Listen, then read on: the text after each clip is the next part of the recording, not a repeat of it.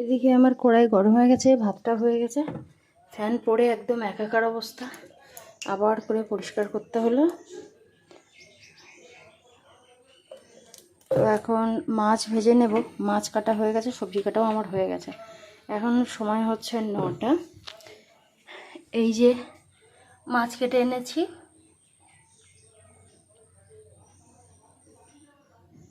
আর এর মধ্যে আছে সব রকম সবজি একসঙ্গে ধুয়ে এনেছি, কিন্তু পটল আলাদা ভাজা হবে, আবার বিট আলাদা ভাজা হবে, আর ঝিঙে আলু দিয়ে এই যে মাছ দিয়ে রান্না হবে।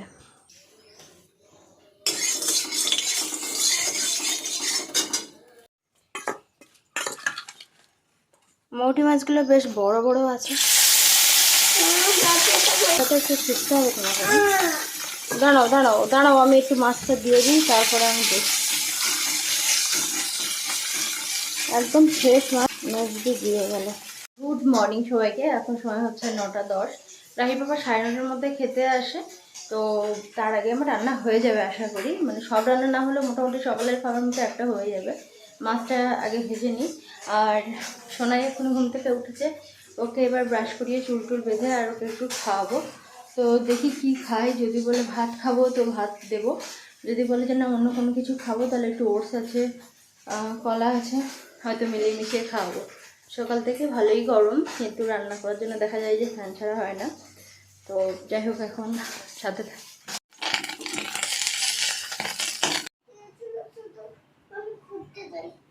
পটল ভাজা আর এদিকে বিট ভাজা হয়ে গেছে। সকালে রাহির বাবা খেয়ে নেবে, নিয়ে তারপরে আবার 11টা থেকে টিউশন আছে।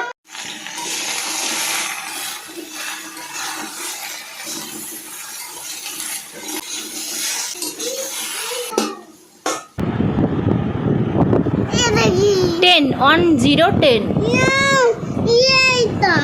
ওটা 0, ওটা কি কালার? Orange colour. 0 শূন্য, এটা 1 আর এটা 0, ওটা 1 আর 0 লিখছো মা? মশা, একটাই মশা আছে।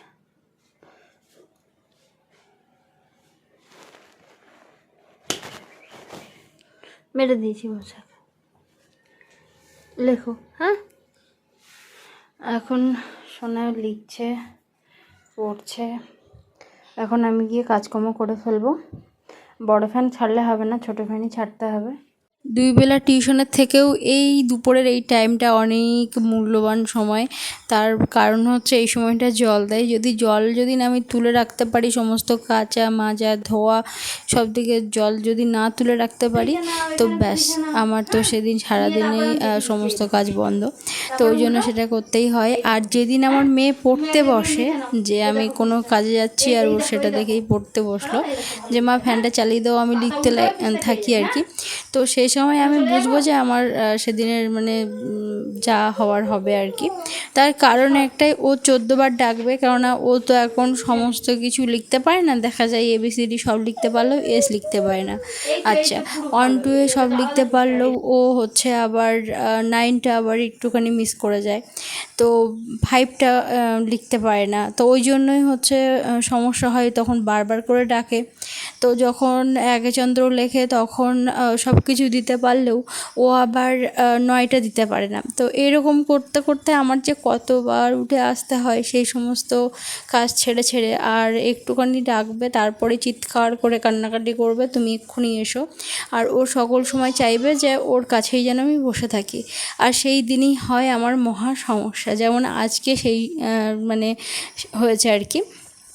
এমনি যদি আমার সঙ্গে সঙ্গে খেলে বা আমার সঙ্গে সঙ্গে ঘোরে বা এমনি অন্য কোনো খেলনা নিয়ে যদি খেলে, তো ব্যাস মনে করি যে না ঠিকই আছে, আজকে সুস্থভাবে আমি কাজকর্ম করে নিতে পারবো। আর যদিও লিখতে বসে, তো সেই দিন আমার পুরো উঠতে উঠতে মাথা খারাপ হয়ে যায়। এদিকে আমি তাড়াতাড়ি করে কাচা ধোয়াগুলো করে নিচ্ছি। আজকে মেয়ের বেশ অনেকখানি জামা আছে, এখন টুকটাক আম খাচ্ছে, তারপরে এটা ওটা খাচ্ছে, দাগ লেগে থাকছে, আর সেই দাগগুলো একদম উঠতে চাইছে না। এবার দেখা যায় যে আমি আর সঙ্গে সঙ্গে ধুতে পারি না, হয়তো এক জায়গায় রাখছি, দিনের একটা টাইম ধুচ্ছি, তো ওই জন্যই করে আরও বেশি, সেই জন্য দাগগুলো আরও বেশি চেপে বসে আর তুলতে গেলেই হয় বেশি খাটনি। তো যাই হোক, এদিকে ফাঁকে ফাঁকে আমি জল তুলে নিচ্ছি, আর ওদিকে আমার কাপড় চোপড় কাচা ধোয়া হয়ে গেছে, এবার এক এক করে মেলে দিই। শেষে এত কান্নাকাটি করছিল, ওর জেঠিমা নিয়ে গেছে ওকে, তারপরে গিয়েই আমি বাকি কাজকর্মগুলো সারতে পারলাম, জলটাও তুলতে পারলাম, না হলে ওর কাছেই বসতে হতো আর এদিকে জলটা আর কি চলে যেত। ওদিকে আবার ঝিঙে তরকারিটা বসিয়ে দিয়েছি, ওদিকেও মাঝে মাঝে একটু ছুটে যেতে হচ্ছে। আমার ফোনে এখন খুব একটা একটানা ভিডিও করা যায় না, বারবার করে হ্যাং করে, ফোন অফ হয়ে যায়, ওই জন্য ছোটো ছোটো করে ভিডিও ক্লিপ নিতে হয়। তো যাই হোক, এই যে সকালের ডাল আছে, একটু ভাজা আছে একটু, আর ঝিঙে তরকারিটা হয়ে গেল দুপুরের জন্য। এর মধ্যে রাহির বাবা আবার এনেছে মাছ ঘেরি থেকে। আটল ছাড়ানো হয়ে গেল, সামনেটা দুটো একটু কুপিয়ে দাও। আমার একজন বন্ধু কমেন্ট করছিলেন যে জায়গা থাকা সত্ত্বেও কেন এরকমভাবে সবজি কিনে খাও। আসলে সবজি যতটা জায়গা আছে মোটামুটি টুকটাক চলে যাবে যদি সবজি লাগানো হয় গুছিয়ে, কিন্তু ব্যাপারটা হচ্ছে ওই যে কোপাতে বললে রাহির বাবা একদমই কোপাতে চায় না। তার কারণ হচ্ছে যে কোনো কোনো সময় হয়তো নিজে রেডি হয়, পড়াশুনো করে বা নোটপত্র লেখে, কিন্তু ম্যাক্সিমাম টাইম ও মানে বাড়িতেই থাকে, ফোন ঘাঁটে, কিন্তু কোপাতে বললে কোপায় না। তো আর আমার পক্ষে সত্যি কথা বলতে কোপানো সম্ভব না, তো ওই জন্যই হয় না। আমার অনেকগুলো দানা আনা আছে, কিন্তু সেভাবে এখন দিতে পারিনি। আষাঢ় মাস পড়ে গেছে, আবার মনে হয় না যে এর পরে আর দিতে পারবো, কেননা বর্ষা শুরু হয়ে গেলে কোনো দানা দেওয়া সম্ভব হয় না, কোনো গাছ ওঠে না, আর এই একটু রৌদ্রের সময় আর কি গাছগুলো তুললে ভালো হয়। আজকে এই মাছগুলো হয়েছে, এটা হচ্ছে 2 থেকে 3 দিন, 3 দিনের মাছ, তাই না? মানে 3 দিন আটল ঝাড়েনি, তো 3 দিন পরেই মাছ হয়েছে। এখন এটা ভাগ হবে, 2 ঘরে ভাগ করব, 1 2 3 4 5 6 7। রান্না তো একরকম হয়েই গেল, তারপরে আবার মাছ আনলো, মাছ ভাগ করে দিয়ে এলাম, আবার বাকি মাছটা কেটে ধুয়ে পরিষ্কার করে রেখেছি। আর ওদিকে ভাবলাম ঘরটা ঝাড় দিয়ে মুছে ফেলি, তো সেটাই করছি এখন। আর তার মধ্যে আবার মাছটা বসিয়ে দিলাম, মানে একটা কাজ করতে করতে অন্য কোনো কাজ যদি করে নেওয়া যায় এটাই চিন্তাভাবনা করি। আর আমাদের মেঝেতে দেখুন এরকম কেমন একটা ছোপ ছোপ হয়ে গেছে, অনেকে এসে জিজ্ঞাসা করে কেমন একটা কাদা কাদা টাইপের, কিন্তু না, কেমন একটা ছোপ ছোপ হয়ে গেছে, কিন্তু না, এগুলো কিন্তু একদম নতুন অবস্থা থেকে এই দাগগুলো। যদি আপনাদের কোনো কিছু জানা থাকে অবশ্যই কিন্তু কমেন্ট করে আমাকে জানাতে পারেন, আমার খুব উপকার হবে।